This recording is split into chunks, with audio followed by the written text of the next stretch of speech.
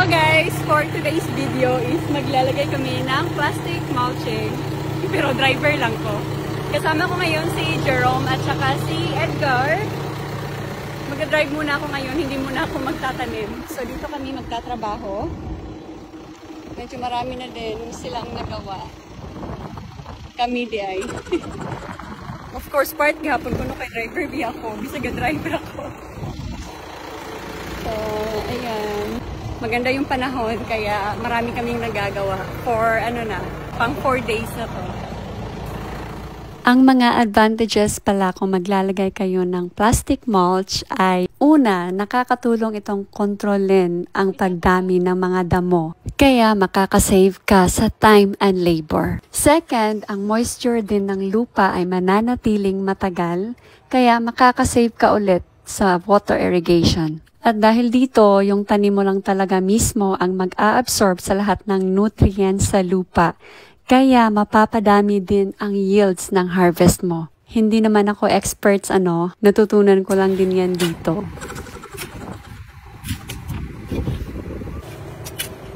Ito na?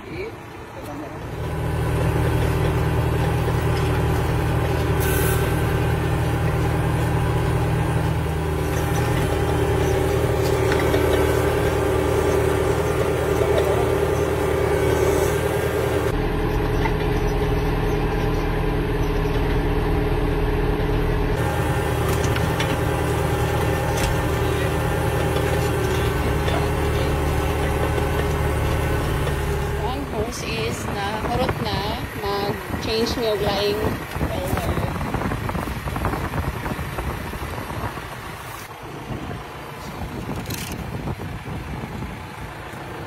okay. Tilang putol.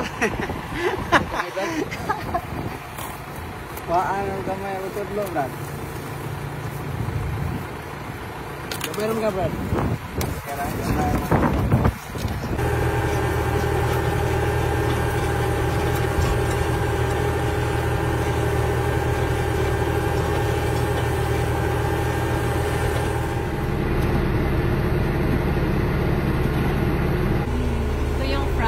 namin. Ayan, so may nagawa na kami 1, 2, 3, 4, 5 lines. So, pang 6 line na natin ito. Pag naglalagay kami ng, ng plastic mulching, nagagamit talaga kami ng GPS para straight talaga yung linya. Yan, sila si Edgar at saka si Jerome, sila yung nag-adjust sa machine sa likod. And finally, naabot namin sa Kumoy. Muna ni siya i-end sa Muang Row.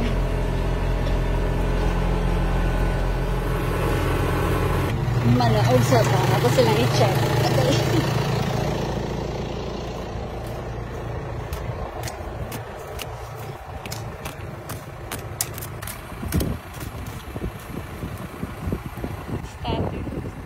So, muna ni siya i-end sa Muang Line.